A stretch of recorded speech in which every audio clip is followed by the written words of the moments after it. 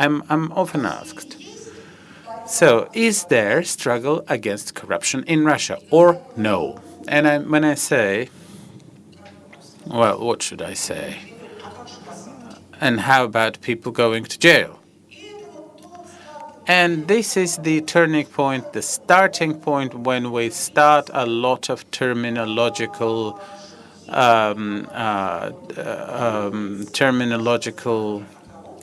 covers or packing, which really we have to try and get rid of.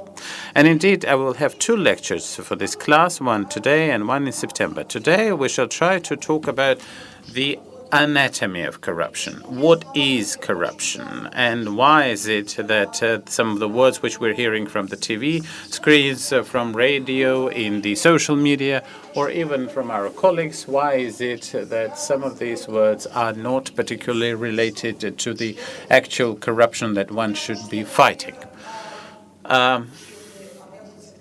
When we go back to the question in Yekaterinburg and Catherine that I was asked, is struggle with corruption equal to struggle with the corrupt bureaucrats or officials?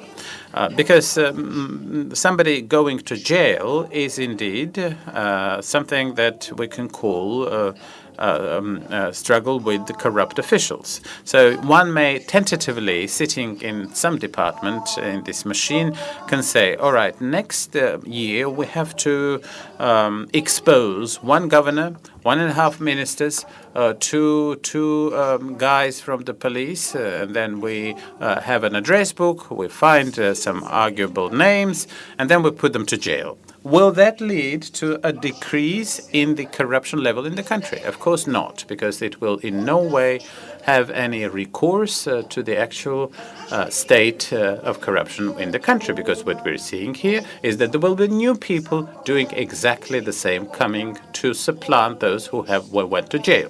So when in a matter of 18 months, say, after this sweeping drama of televised drama with Madame Vasilyeva, Mr. Mamontov on Channel 1 was telling about Vasilyeva's scandal at the Ministry of Defense, and this was truly what I would call a populist-type struggle against corruption, which is what we see, nothing but a manifestation of prime time, quite a populist attempt to expose a corrupt official. Never mind that, according to the criminal code, nobody can be called to be a criminal unless proven guilty. And of course, we're seeing, even before any court hearings, anything, we see these golden toilets and the luxuries in the apartments. And finally, the TV says, all right, and now we in Russia are fighting corruption. So for some, this exposure of the apartment of Mr. Serdyukov is, for whatever reason, presented to be as fight against corruption.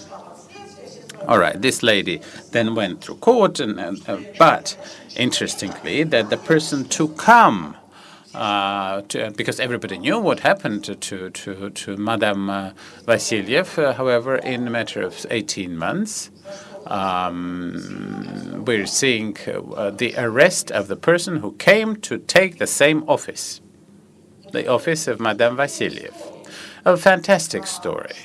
That the struggle against corruption has started, but as they say, the babushkas are still there.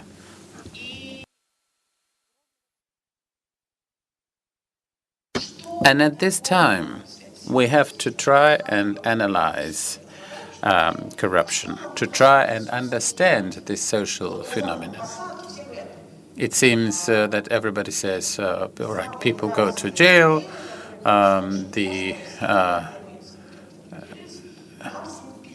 So myself and Mr. Navalny, once we exchange this, we're we're being written, Alexei, why are people not going to jail? And so where are people? Why are people not going to prison? So let us put aside the issue that a civil society does not have any legal rights to legitimate violence, as they say, or coercion. Because whatever investigations I conduct, I can't carry handcuffs in my lady bag and go and put somebody to jail. I simply, as a civil organization, do not have that right. But even if we could tentatively, I think that something else needs to be done before somebody is indicted. So, and we have to see what is corruption. We have to try and write the anatomy of this social ill, because discussion of corruption in abstracto is only good for academic conferences. So we can convene in some other academic scholarly meeting, and we can talk about some general characteristics of corruption in Russia today, and let's say the corruption under Caligula in Rome. So we may just as well talk about patterns, regularities, arguments, historical backgrounds. But indeed, what we should be interested in is what is to be done today, what is happening today. We have to go back to our cities, towns, localities, countries, and try and do something. So for us to know what was corruption under Caligula or Tiberius is of interest, but only of academic interest. So what we can possibly do is make some notes.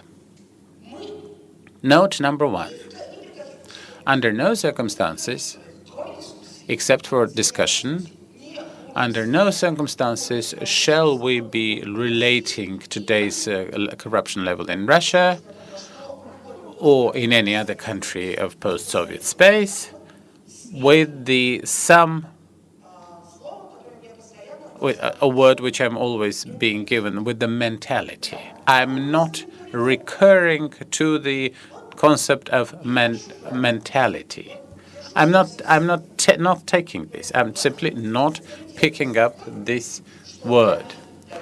And as they say, that mentality is such that, and often I have to tell you that I hardly ever hear this word about cultural unicity of the Russians or the mentality of the Russians to bribe. Among common people, this is hardly ever said. But when I lecture to, say, the officials, they like to recourse to this phrase. Yes, Vostochny Cosmodrome was not a particularly nice story. Ivan the Terrible also had to do things like that. So under Ivan the Terrible, we saw similar stories. So we saw something happening in those years. Or under Menshikov in Peter the Great's times. But that's not about us. It is about a story of the Russian mentality. Ivan the Terrible, Peter the Great, they're gone. They're ashes now. It's the history.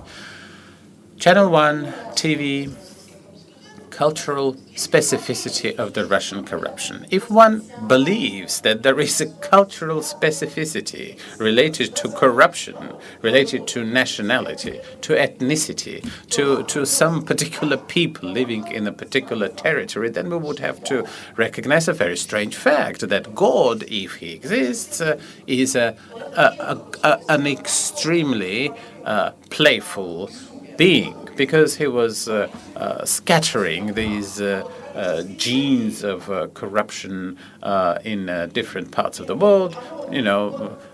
Venezuela, yes. Colombia, yes. Russia, yes. Finland, no. So this is about mentality. So there is no mentality in here, and there is mentality there. And even the Russians who go to live, say, in Finland, they have this mentality. Once they go to Finland, it stops. This cultural specificity vanishes. So it is not about mentality, probably, but the institutional environment or certain requirements or the background which exists in the particular place. And we shall try to analyze these elements which make up corruption. Sorry for my allergy.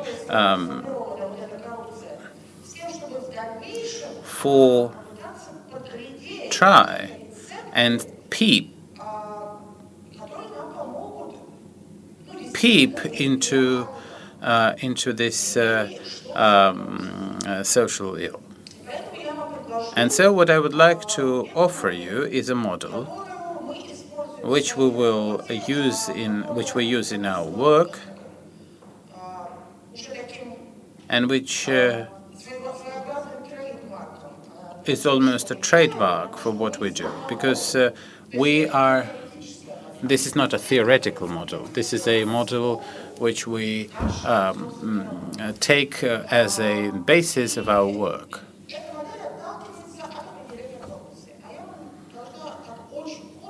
And I have to tell you, because we don't have much time really, to make a historical tour with respect to the understanding of corruption.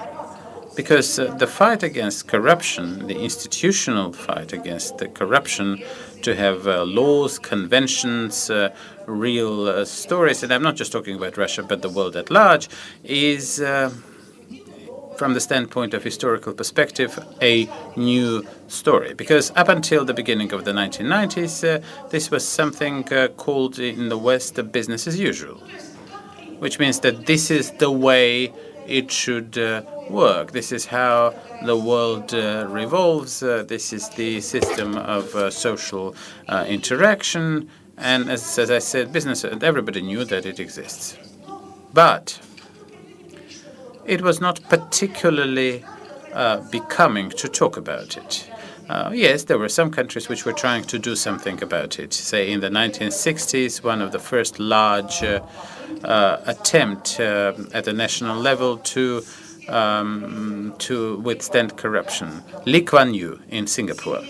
1970s, the impeachment of Richard Nixon, the corruption schemers in the U.S. administration, FARA laws, and the Foreign Corrupt Practices Act are passed through Congress. So at national levels, we're seeing some progress, but on the world level, I think that these practices are not particularly spoken of. And when during some discussion as to what happened to a particular tranche of IMF sent to Senegal or to Russia, it was the C word. It was not particularly becoming the thing to talk about the 90s. And I remember in these early 1990s when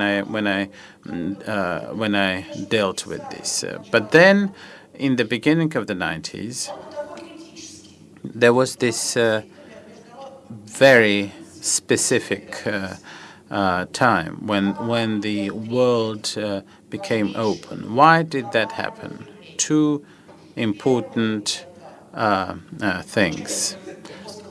The end of colonization era, the growing number of new states,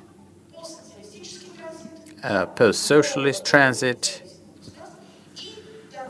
and trade globalization.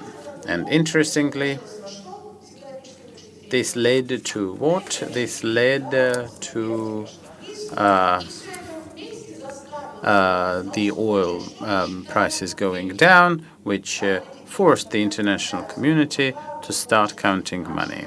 So these big tranches of money sent to different places in the world the total siphoning out of funds gradually became a focus of attention, whereby international framework of containing or withstanding corruption gradually evolved. In 1998, the UN Convention and the OSCE Convention against corruption. Then again in 1998 as the criminal responsibility for corrupt activities in the Council of Europe, and then the Convention of 2003 is the UN Convention against corruption. Do you think all countries of the world were elated to adopt this convention? There is one country that I genuinely like, but up until 2003, only in two countries, in Switzerland and in Germany, there was a tax deduction for companies which paid bribe abroad. Isn't it funny? It is funny. So you go because you help the German economy. You bribe somebody somewhere. You build a factory. People are happy. You won't be litigated. Jobs are created. You go back to Germany. You put the bribe that you paid for development of business, and you have a tax deduction.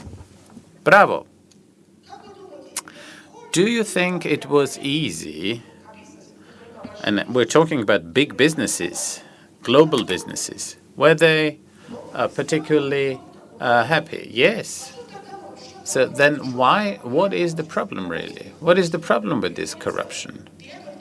That people have to run around and vilify it.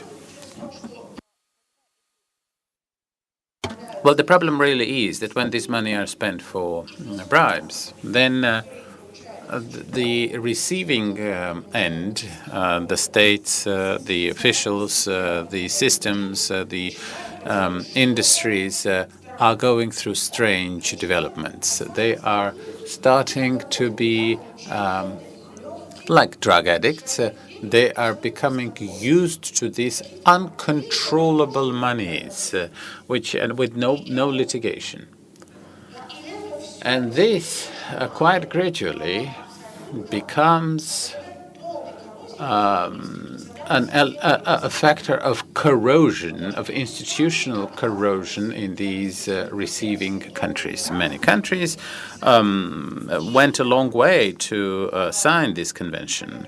And finally, the concept of corruption entered the international discourse, including Russia, Kazakhstan, Armenia. So we're talking, and all other countries, which was just the end of the 90s and beginning of this century. And I remember these very vividly because I was a witness.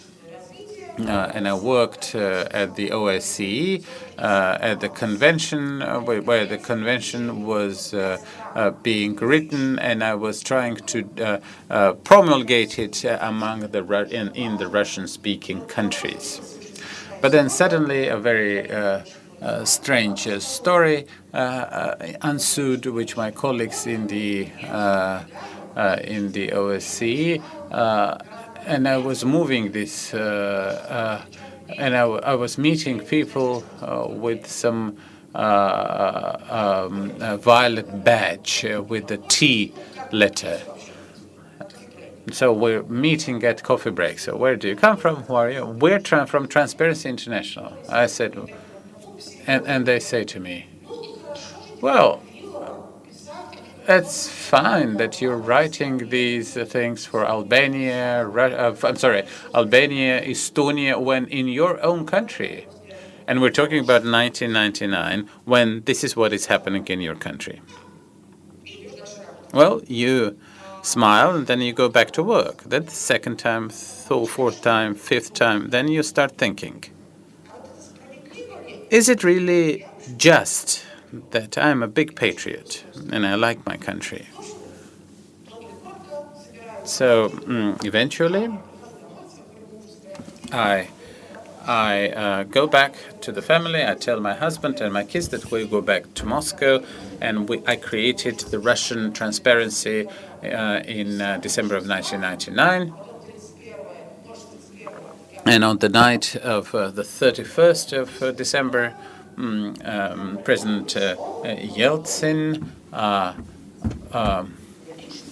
retired, and a new, young, energetic president came in Russia. And his very first speech, in the inauguration speech, what does he say? And I quote by memory: "One of the main threats before our Russian democracy is corruption. And our state, we will do everything to eradicate corruption." And I was saying to myself, "Oh, that's nice." We start writing programs. We even had 3P for President Putin. Прозрачность, подотчетность, порядочность, which stands for decency, accountability for President Putin. Well, you see the results. 20 years are gone. Well, that's true. A lot has been done, and I can tell you as to what attempts, because when we understood to what extent is the system trying to resist madly. But interestingly enough, up until very recent times, in many countries, including Russia, there was no terminological definition of corruption. So up until recently, the legal definition of corruption was given in December of 2008. From the standpoint of reforms and the history of reforms, 10 years is almost nothing. So let me repeat it. The first legal definition of corruption in Russia is given in December of 2008. It's quite a cumbersome definition. And I have to tell you that even in Russia, as well as elsewhere, we are seeing a generic name.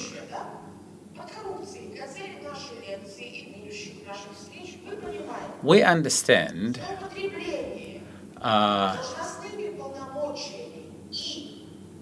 by corruption abuse of power or material resources for personal gain. So we add here to the abuse of authority the material resources, because corruption also exists in business. It may not be related to some official duties. It may be related to some other resources, but this can be done for personal gain. And so this definition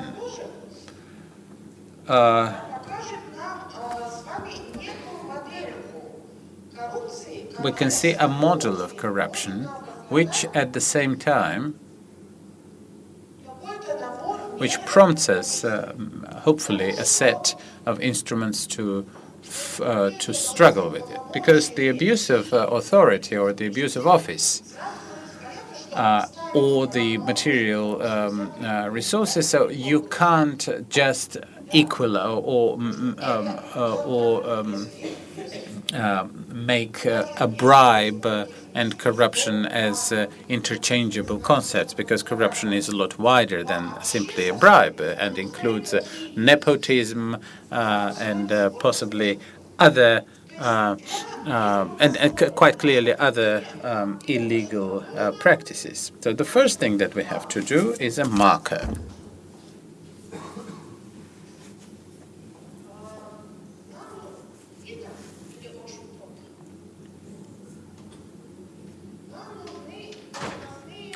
We need to have office.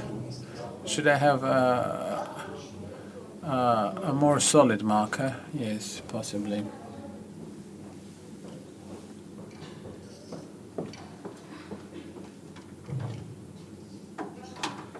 Yes, I found one. Thank you.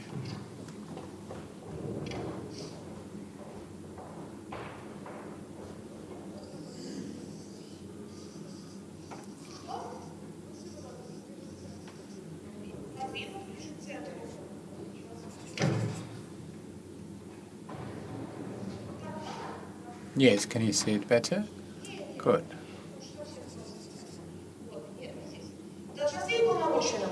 So we need office. All right. Let me just see what is or could possibly be done here. Does this mean that every person in office is by definition corrupt? Well, certainly not, for obvious reasons. I was an official for some time.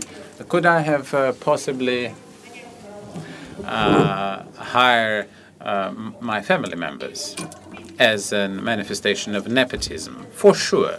I could do it, as well as I could buy some toilet paper at a discount, getting it from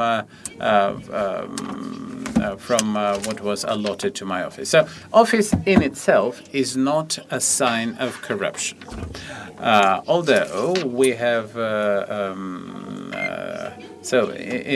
we have just dispelled the myth that all officials are corrupt officials. That's by definition not right. There has to be something else compounded with the office to call a person or a practice corrupt.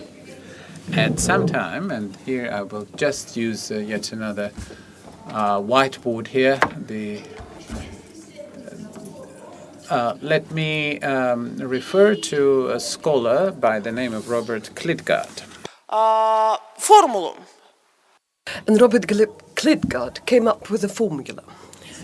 Corruption is equal to discretion minus control minus morality or ethics. And for the purposes of this model, we will just cheat on Klitgaard in a sense that we'll see what he means. So discretion, he thought that discretion plus monopoly on government, on authority, if you will, on authority, of course, and minus control and minus ethics. What sort of control did he mean? Yes, certain lack of control. This is what we're going to add to this formula. Which sort of control we refer to when we speak about the corruption? Well, at least two kinds of control are meant here.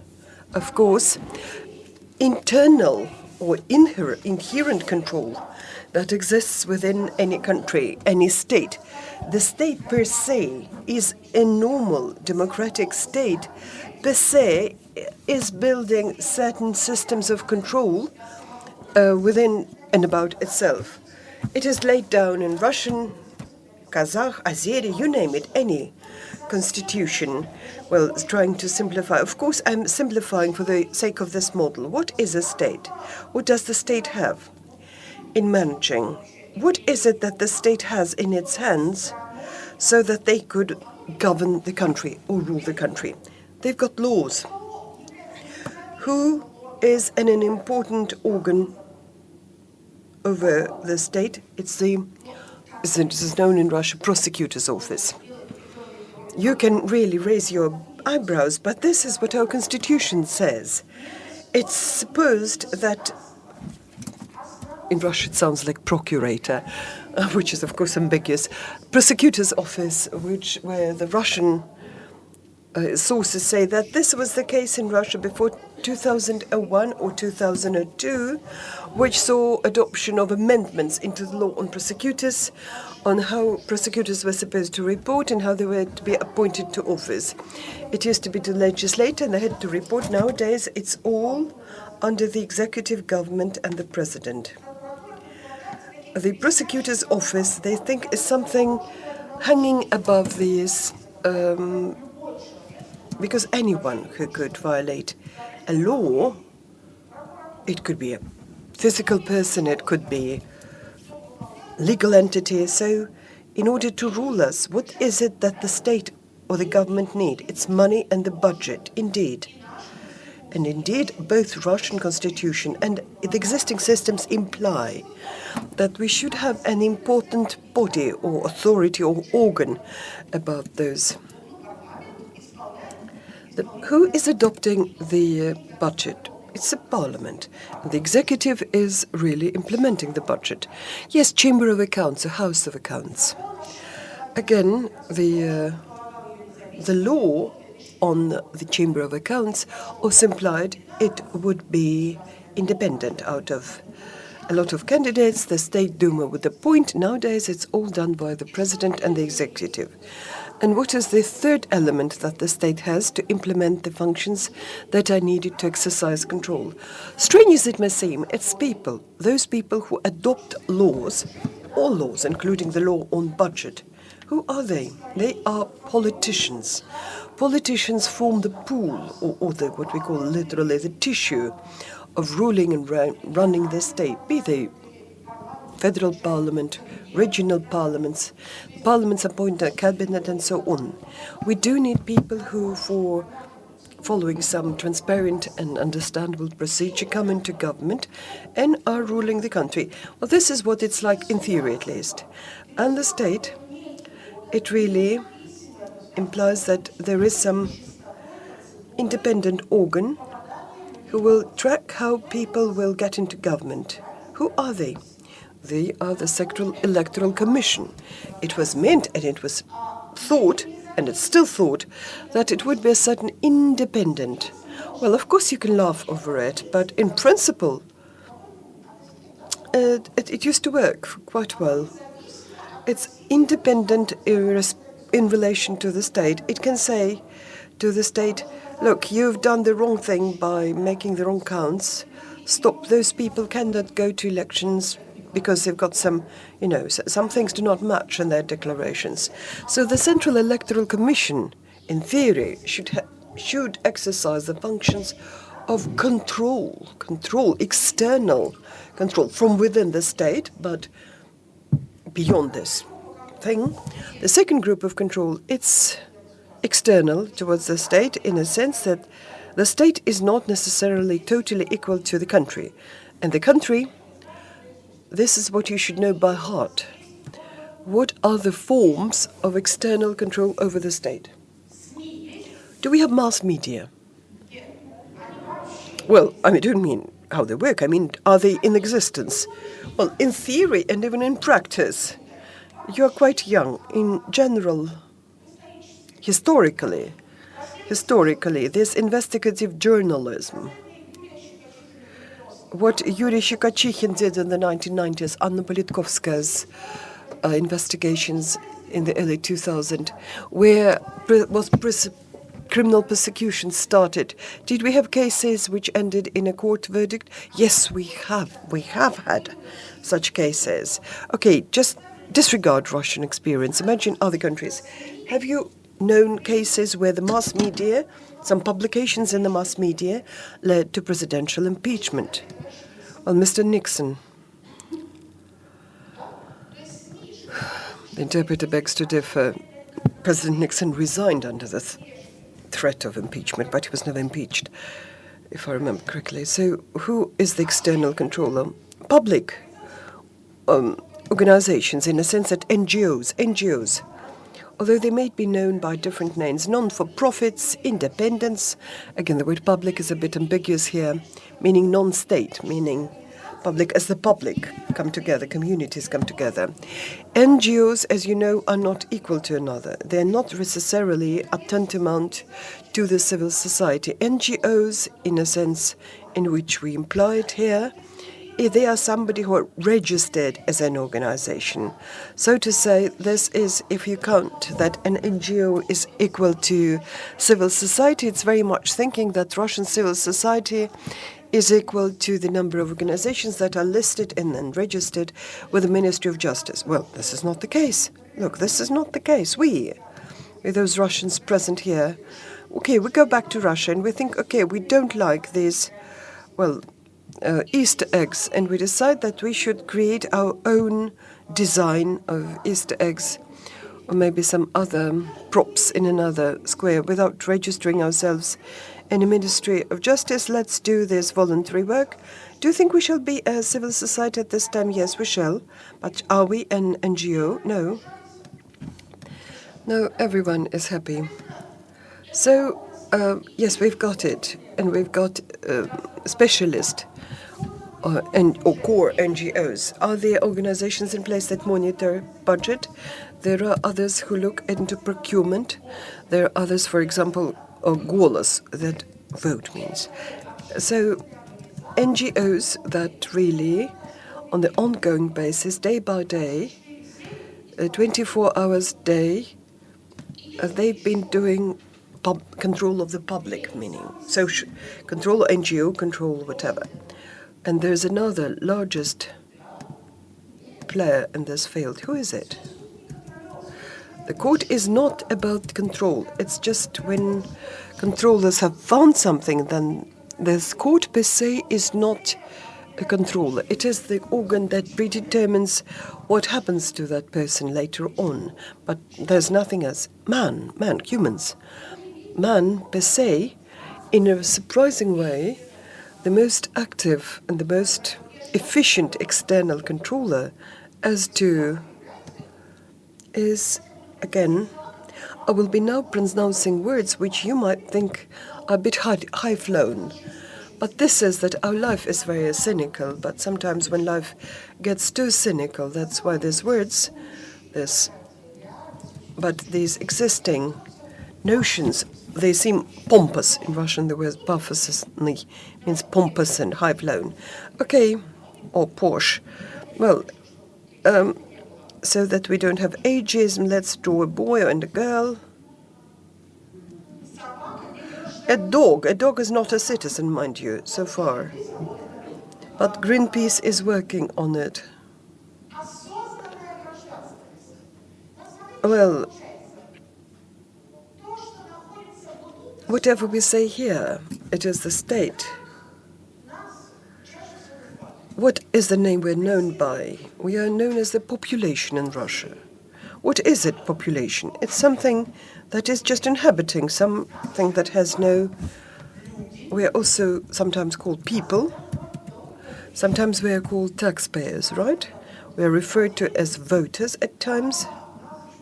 We are at times called different other words, but for the purposes of what is important to us right now, we've got another purpose we serve. It's a citizen, not in a sense that we carry a passport. Well, not much that you have done to get it, with the exception of those who fight to get. Занимается гражданское содействие. With the exception of those who are fighting to get. Okay, I've got a passport, but this conscientious citizenship, or citizenship with awareness, if you will. I belong to the population in the district Novy Cheremushki in the city of Moscow. But as I take up and, for example, try to just plant trees in my yard, I get this impression that indeed I am a citizen. You can tell me that you don't do it, we're paying taxes, they should be doing it. Well, I don't care what utility companies should be doing. This is what I need. To go as an observer to the elections, this is my civic. It's not that I, as a member of the population, if you will, this is my civil need. Okay, I'll become an observer, I'll go and check where the money that we collected to do repairs of our school, I will be like my own house of accounts. I'll go and check with the law on, say, draft and conscription, or I'll see whether the law was violated when they allotted some land for renovation. I become a citizen with a purpose, just with awareness. This is somebody who, as I see it, there's citizenship with awareness, if you will. Well, there are three things you need to do. It's desirable that you should pay taxes. It's desirable that you should vote. And on top of that, you should do something that has some social implications. I would put it this way. I would really be willing to bet that all of you present here have been doing this to this or other extent. And even if you don't vote, you don't do it for some reasons that just express your position. In some situations, well, they at least know the day the voting will take place, and yes, they've got to their own position. And this is the strongest player, if you will, of our control. Why? Well, civil action, well, okay, anything. It may be charity. You may be saving cats. You may be doing some gardening in your own. You may be a member of NGO. Полезное действие, да? Something that is beneficial for the public, not only going just to home, then going to work, and then going to your dacha. Okay, there's some social activity that you do. Something of this kind. And then we will look up at this picture and we'll ask ourselves the question, does it at all mean that if you look up at Russia, why should we be hypocritical? This is something, it doesn't seem to work here.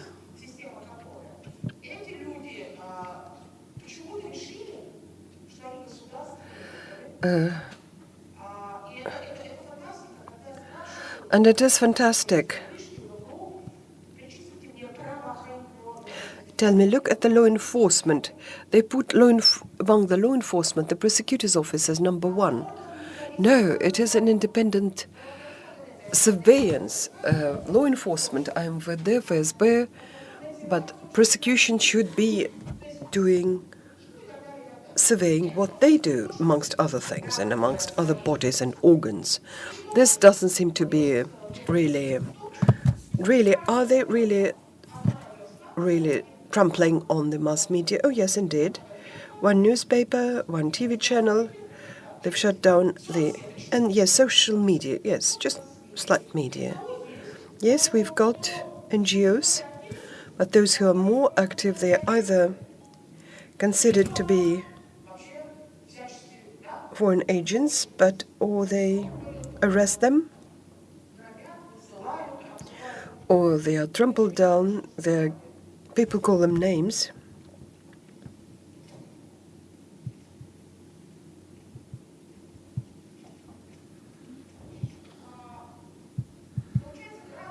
It turns out that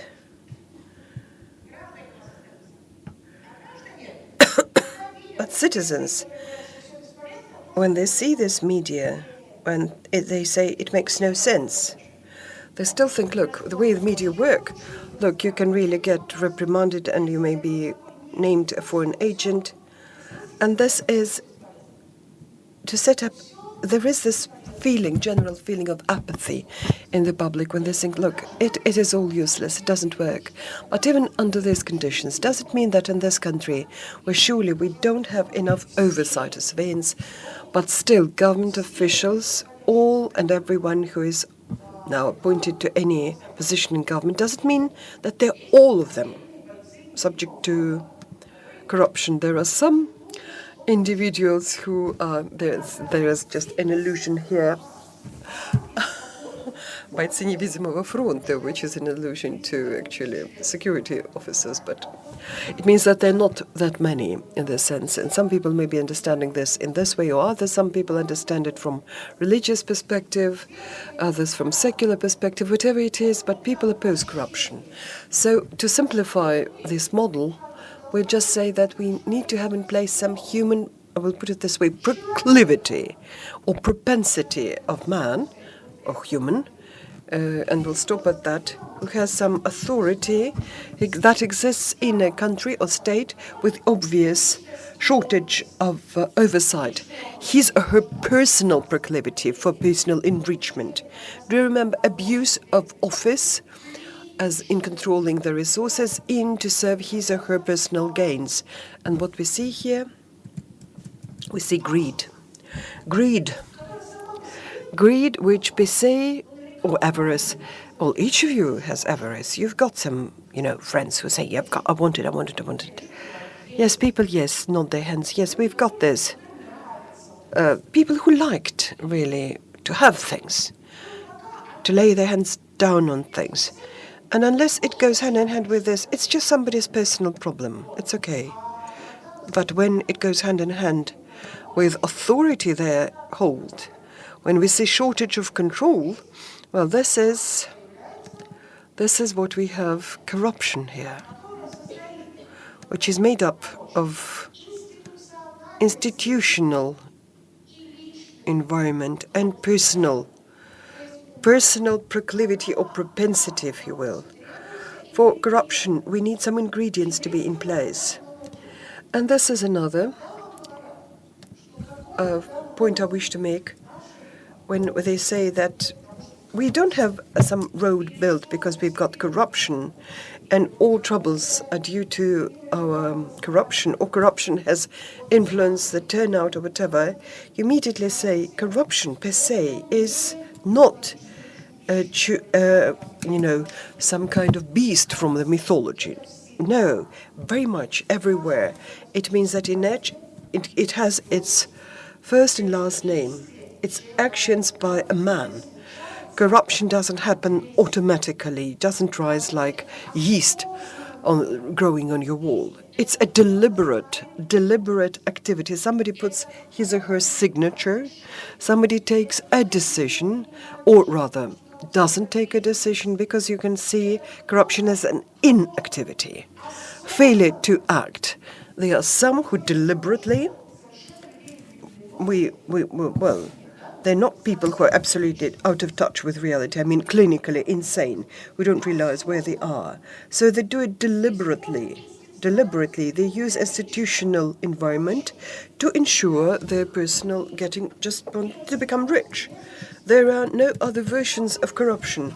All these attempts at saying that corruption is some kind of social phenomenon, and it's not the totality of actions taken deliberately, but some concrete people. This gives the citizens this feeling that, oh, it's useless. How can you fight a beast from the... Well, you need a Theseus. And when you explain to people, look, this is not a creature out of myths. It's not a corruption that took away children's playground from our yard. It's Fyodor Sidorovich Ivanov who signed a decree that instead of this, we'll just build and place some garage or whatever. And then the story immediately turns out of something that makes no sense into something you can do something about. We've got something, we've got an object, we've got a man, a woman in place, and we've got a phenomenon, and it's a man who is corrupted. So it gives us a feeling that if you want to counter corruption, you need a totality of countering against all these three elements if you want to tackle corruption. Because it's natural. Look at this. What is it that we get? For example, we say that they like to give more and more authority. Well, Kazakhstan is very fond of this. Russian is very fond of it. But let's order also Roskomnadzor. Let's oversight over Groskomnadzor. So are we fond of getting more authority? Oh, yes, we do. Are we fond of just, controlling all the oversight authorities? Well, okay, we have cut down on, say, the number of organizations, public organizations, NGO, who can go to research corruption. Now they forbade foreign agent organizations, which is just debatable, to go for anti-corruption expert evaluation of legislative acts. It's the most really funniest law on earth. You know why? Because anti-corruption expertise of any NGOs, it is not mandatory. It means that they banned me to just, play games on Saturday, or whether I do this or not, government authorities do not have to consider or pay attention whether this was a company they banned me or barred me from doing things that nobody needs. Okay, but they've done it. And on top of that, everybody tells us, well, it's okay, it's normal, it's everywhere, it's present everywhere. Corrupt officials are everywhere fighting corruption, it's silly, it's impossible. You know, everybody does it. Do we hear this said? Everybody does it, everybody does it, everybody does it. And this is the passion, avidity for illegal enrichment. And what do we see? But if we coin some or put in place some methods that are there, that exist, for example, to enhance oversight and control, then it will slide backwards. And then we have had these precedents. Well, there is no historic precedence of endless corrupt regimes. They never existed and they never will. There is no such thing as historic precedence of endless and something that has no end. Those all who thought they would stay there for good. No, they all made a mistake, each and every one. Fujimori thought. Montesinos believed in this one, that one. They all believed that they would stay there for good. Some indeed stayed, look, in Algeria. Somebody who seriously, very seriously thought he would stay in place forever. Well, and what came out of it? Nothing. And even he turned out very much finite, very much finite. It won't be infinite. His state government or in power, using different methods as we try to put this down, that down, we can decrease our problems. And if, and for what reason my lecture is known as Anatomy of Corruption, as we try to sort of expose it, this is not all. This is where we know that this has to do with government authorities' experience of diverse reforms everywhere, even in this country. How to really cut down on authority, how to transfer authority, to outsource, how to in every way regulate the state. Thank goodness the global community has learned to do it pretty well. And in very many countries, even in countries of the former Soviet Union, look at Estonia, e-government. Well, off you go, it's gone, your authority. As to control all institutional reforms, it's done. An endless number of countries have been telling us, have been showing us that you can do it via using institutional of external control or many other ways. You can raise this accountability. There's a book, How to Improve Accountability. And in 160 pages, they've got all global experience. And you can really find something that would work for your institutional situation, for your country. Where do we tackle the largest problem? Where do we see the biggest problem? Really, the biggest problem, as always, is human, is man. Why? Because this is exactly where our experience of over 20 years of working as we try to counter corruption and all things you're dealing with gives us that when we speak about man, you shout the word enlightenment, education. You should tell people that this is wrong, this is bad. And I tell you, I have very poor news for you, very bad news for you that I've got for you. This is the crisis of trust, and how do we teach whosoever. Insofar, all my attempts to, well, I don't be lying, almost all and every of my attempts to go for anti-corruption education, I wouldn't say that they failed, but they certainly faced each time some huge traps. Huge traps. Trap number one. Who invites me and who should give a story of corruption, somebody who understands corruption, who explain how it works, where it is in place, and then fewer people will go for it. But who invites me to do it? Usually are people who share my perspective. For 20 years I've been convincing those who already are convinced. Well, nobody, those who go, these bastards that do corruption, they never invite me to attend their meetings because I've got this data about the personal harm of corruption, such and such. I need to go to speak to them, and I'm speaking to those who are already really nodding their head. So, in other words, I'm just increasing the knowledge of those who already know that the corruption is bad. How can we cross this river? I will try and get there. An agency of social information thought up a format. Lectures at public parks.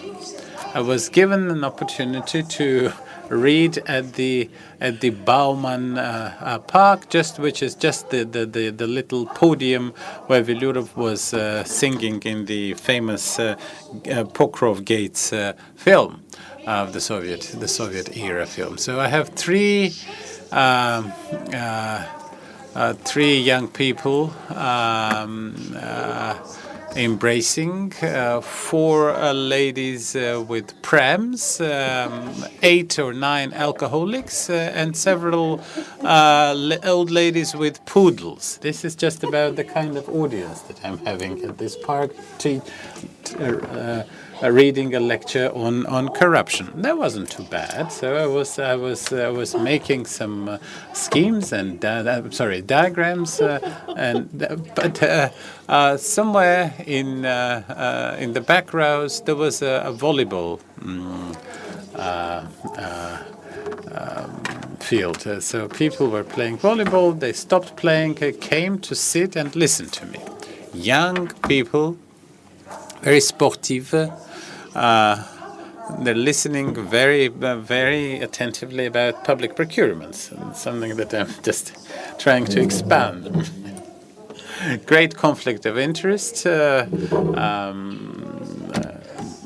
the 17-year-old dream boy stands up from his seat and says, "I know. One of the cases. It's like pick up every nail from your plant. You're the host here, or you're the owner here, not a guest. How old are you? 17. Where did you hear it? From my dad." And suddenly I have another story conjured up in my mind. And this is something that I told the president. There was a time of the council when I was the council for human rights under the president of Russia, and I was trying to tell such of the things that I'm recounting to you now to the president, and I was told, "Atkat," or rollback, the illegal giving part of the money back to the agent is not a crime. It's an economical instrument. There used to be an interior minister, Mr. Nurgaliev, who towards the end of his career had an initiative of the ethical code of policemen. And interestingly, Mr. Satarov and myself won this tender to try and conduct this study for the code of ethics. So we had 6 weeks, and we had policemen at the police academy in Moscow. I was telling them, these young men, I was just lecturing to them about what should the ethical code of a policeman must be. They're very, very attentively listening to us. It's February. Nasty Moscow weather, and we're having a test, and I'm leafing through these some of the answers. All fields are ticked, all lines are filled, and I'm saying to myself, oh, we'll have a great police one day in this country. And as there is this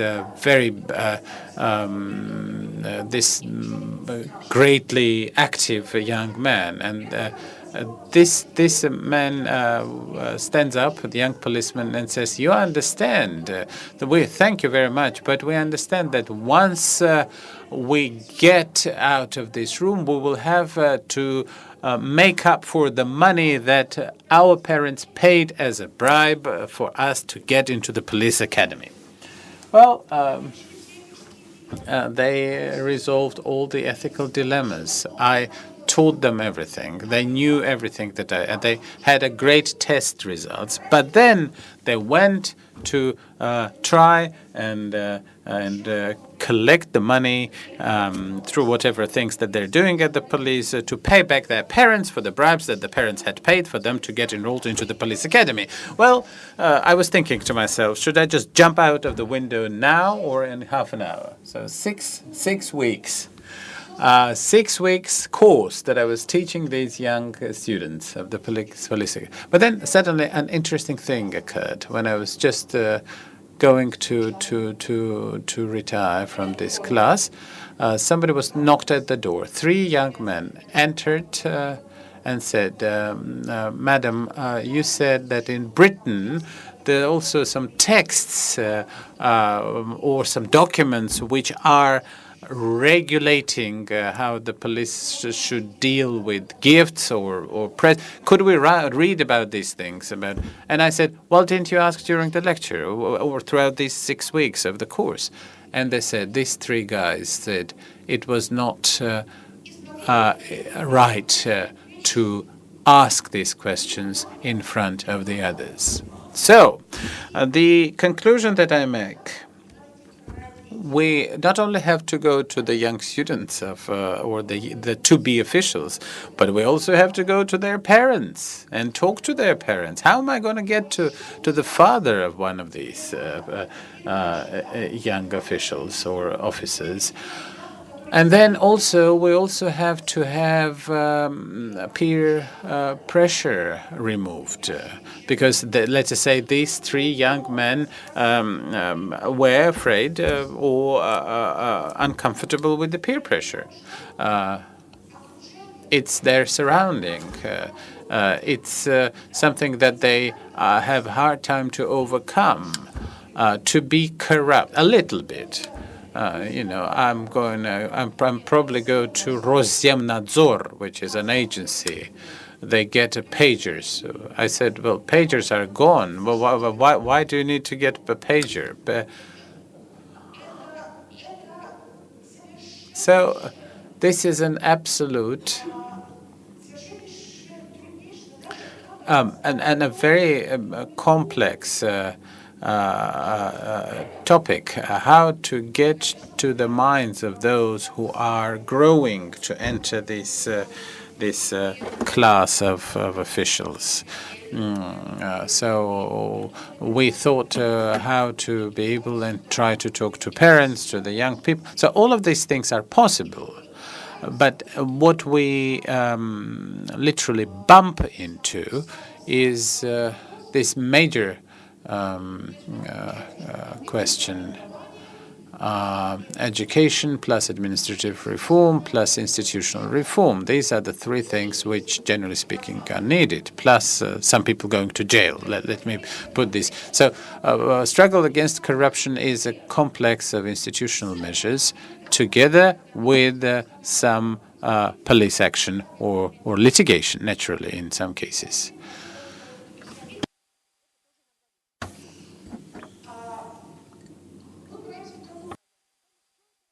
What are we confronted with? After we have said all these things, when we explain that there can be different types of corruption, it can be for material gain. And I just want to leave about 20 minutes for questions. Can we have material gain? Yes. Can we have immaterial corruption? What is that? Nepotism. These are very good and Ivan the Terrible had these favoritism and nepotism. Favoritism and nepotism. The different non-material assets. And the material can be monetary corruption or non-monetary corruption. Monetary corruption is about money in different liquid instruments. Non-monetary corruption is about expensive horses, expensive cars, non-expensive horses and cars, apartments, yachts, and so on and so forth. So when I was looking on at the amazing sunset from the terrace of Scandic Foresta, there was a Swedish guy who sat next to me who was trying to get some business. And we talked to him, and he said, "How can I wash $10 million?" A Swede, interestingly, of course, he was simply joking, but this is laundering by an art gallery, I told him. So corruption can be divided into two classes. Then there can be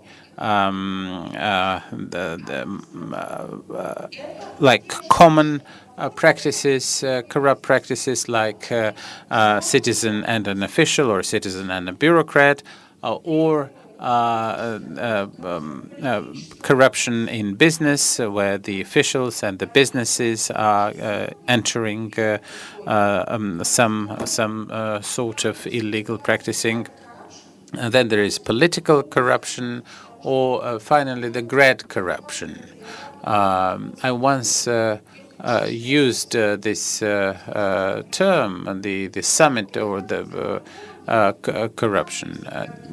What do you say? How do you translate great corruption into Russian? Well, sometimes we use it. In terms like corruption in the upper echelons of power. Well, grand corruption. Grand corruption is the most difficult topic. So if the state wants to impress its citizens, then the government may try to show that it is doing something on the common everyday level. But grand corruption is literally out of scope of analysis, because it is very often non-material, non-monetary. In my experience, there was a case when an official got 13 million euros from an offshore banking account to another banking account just because he nodded during a restaurant supper at the Pushkin cafe in Moscow. What is a police person or some prosecutor's office representative do? Somebody nods, and 13 million euros are transferred from Cayman to, say, the Isle of Man. What should a policeman or me, Transparency Information International, or somebody else do? Nothing. With a nod, some project for, say, construction of a bridge that nobody needs, this project went acquired or got a consent. But which kind of corruption is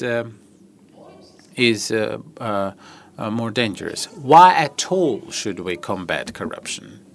Do you think that we can eradicate, exterminate corruption? The answer is no, no, and no. There is no country in the world which would be free from corruption. Yes, it is possible to lower the corruption to such a level as in Sweden, Finland, and Norway, where you can see it in such minuscule levels where every manifestation becomes a public scandal when, after all, corruption stops being a threat to the national security of a country, as well as the personal security of every citizen.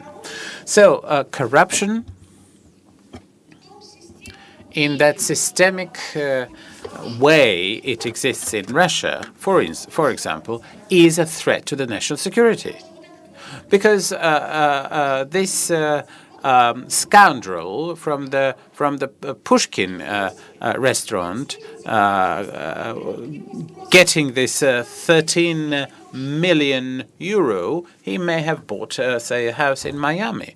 And when he gets the, say, I'm just giving a very hypothetical case. If the local counterintelligence officers come to him and ask for some state secrets from Russia, and he has his house in Miami, he has a wife and children in Florida, he would, I can easily suppose, would give out the state secrets just to be left alone. Why am I saying this? I'm saying that in this very interesting case, and let me just remember the Minister for Atomic Energy, Mr. Adamov, we can see that corruption is a threat to national security. The personal interest of most of these corrupt officials are in the West. And I don't care how many buildings and apartments they have in the West. They may have as many as they wish, but because it's illegal, because it's a threat to the national security, and because it's a threat to my personal safety and security in Russia, I am against these practices, and I think that corruption may and must be fought.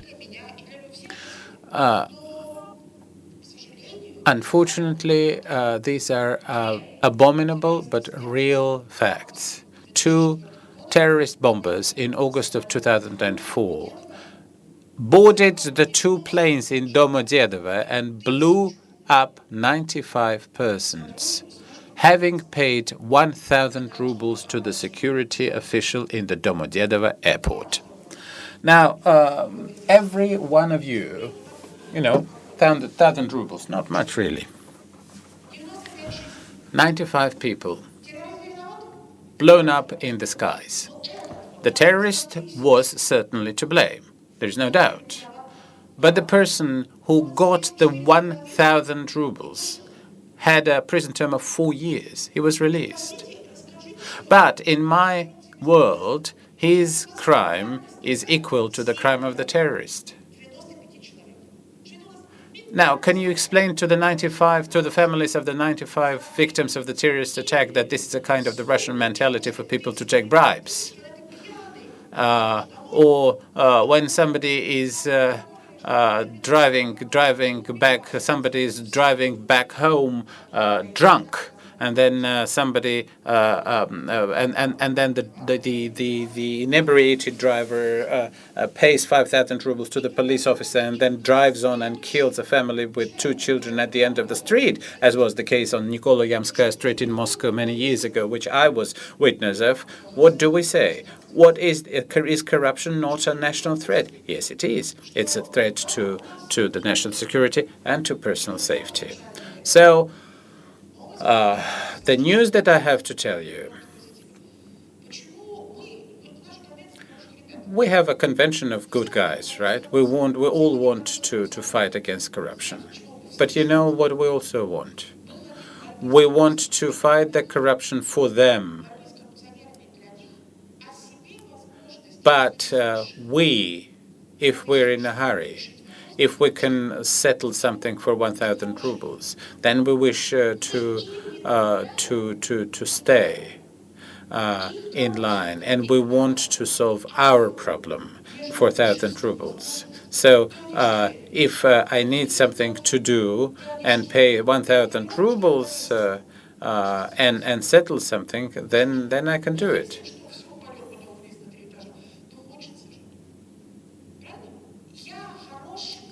So I am good, they're bad. I want fighting corruption for them, but not for me.